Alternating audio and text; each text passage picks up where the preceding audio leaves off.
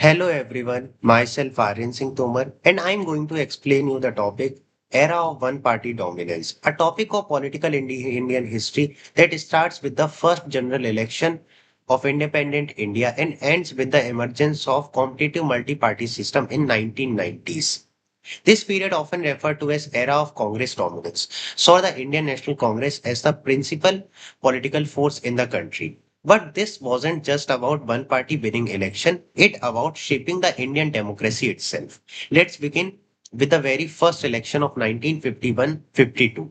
It was a historic moment, not just for India but for the world. India became the first country to adopt universal adult franchise. In other words, every adult Indian citizen, regardless of caste, color, education, gender, had the right to vote. Now imagine this, over 173 million people in India were eligible to vote, had the right to vote, where 80% of the people were illiterate. The election commission under Sukumar Sen, who was the first election commissioner of India, faced a very difficult task. There were no digital voter rolls, no electronic voting machines, and very few roads connecting remote villages. Yet the election were a resounding success. Symbols were used for political parties so that illiterate voter can identify their preferred candidates.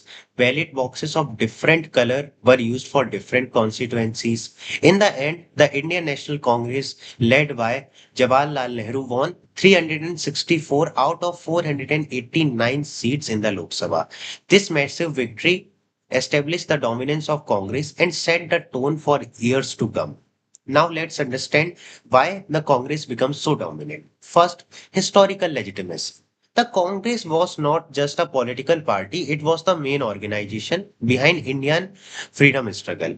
People naturally saw it as a party that led India to independence. Second, broad-based appeal. The Congress was a very large inclusive party. It had people from all sections of society, urban elites, local rural farmers, Dalits, minorities, socialists, capitalists, many of them.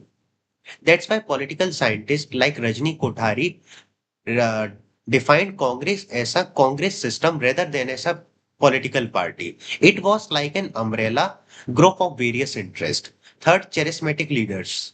Leaders like Jawaharlal Nehru, Sardar Patel, Maulana Abdul Kalam Azad, Rajendra Prasad, were not just popular, they were seen as visionaries who could take India forward. Fourth, organizational reach. The Congress has a grassroots presence. Its network extended from big cities to the smallest villages. No other party had the kind of presence or credibility. But just because of the Congress was dominant, it doesn't mean that there were no opposition. Parties like Communist Party of India, Bharatiya Jan Singh, Socialist Party, Praja Socialist Party, were there and they win seats. For example, in 1957 election, Communist Party of India was the first non-Congress formed first non-Congress government in Kerala. These parties had limited electoral success, but they played a crucial role in keeping parliamentary democracy alive. They raised important issues in the legislation, held the government accountable, and often acted as a training grounds for future leaders. In fact, many leaders who would later become prime minister or chief ministers started their career in opposition parties during this period. Congress continued its winning streak. In the 1957 election, it won 371 out of 494 seats in the Lok Sabha. In 1962, it secured 361 seats. In both the cases, vote share was around 45 to 48%. However, a major event during this period had a strong impact on national politics. The Indo-China War of 1962. India suffered humiliating defeat against China, and this exposed serious weaknesses of India defense preparedness. Although Congress still won the 1962 election, the war dented Nehru's image as a global statesman and raised public concerns about national security and military planning. It led to increased military expenses and a more cautious foreign policy. By the 1967 election, the situation started changing. Through the Congress still won at the national level, it lost power in seven states, including Uttar Pradesh, Bihar, Punjab, West Bengal. This was the first time serious cracks appeared in its dominance. And There was saying at that time that one can take a train from Delhi to West Bengal and found not a single state ruled by Congress.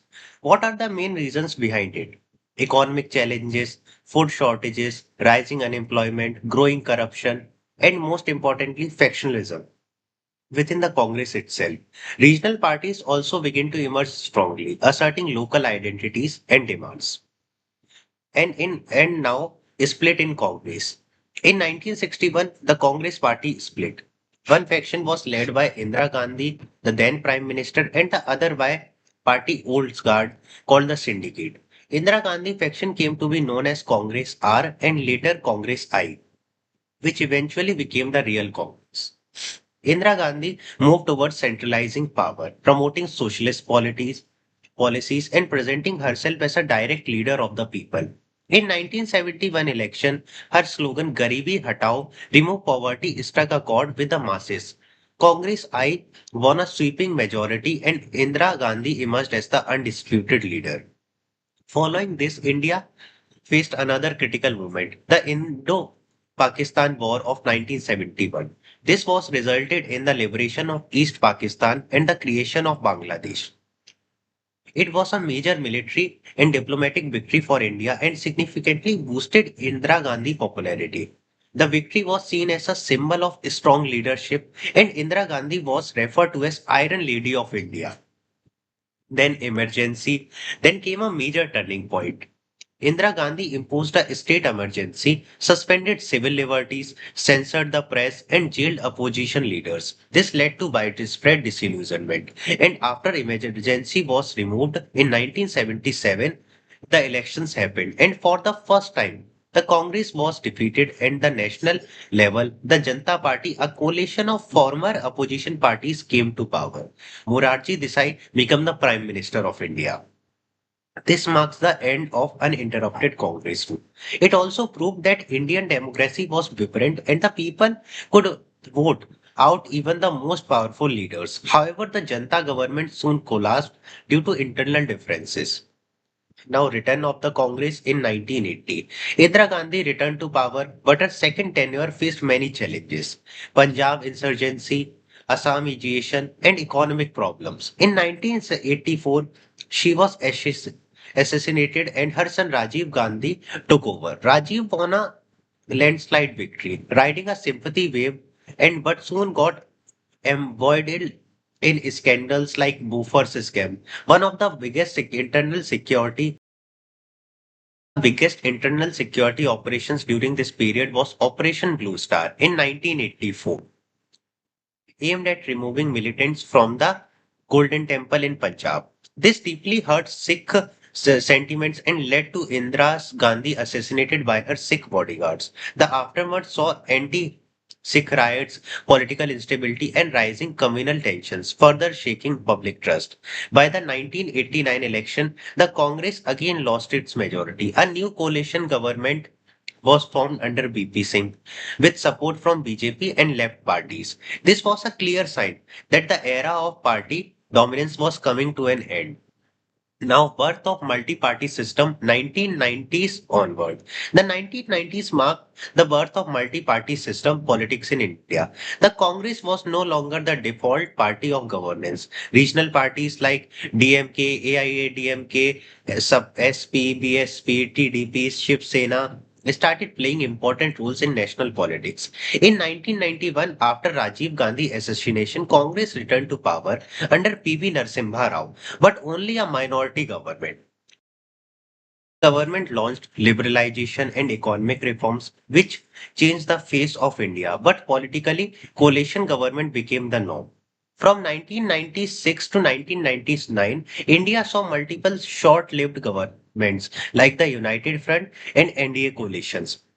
And even Atal Bihari Vajpayee government came into power for 13 days. In this phase, India also faced the Kargil conflict in 1999 under the BJP-led NDA government. The successful military response under Prime Minister Atal Bihari Vajpayee boosted national pride and helped the coalition maintain credibility, signaling that even coalition government could manage national security effectively. Finally, In 1999, the Bharatiya Janata Party under Atal Bihari Vajpayee formed a stable coalition government. This proved that India had moved beyond one party dominance to a new era of coalition and regional balancing. So, conclusion. What we do learn from this era of one party dominance? The dominance of the Congress in the early decades were not based on dictatorship or coercion. It was a product of its historical legacy, inclusive leadership, and widespread public trust. But over time, as social diversity increased and political awareness deepened, India naturally moved towards a more competitive multi-party system. Wars, both external and internal, played a crucial role in testing the strength of leadership and often shifted public opinion dramatically. Whether it was the 1960 war, 62 China war that hurt Nehru's image, the 1971 victory that boosted Indira Gandhi, or the 1999 Kargil war that strengthened coalition legitimacy.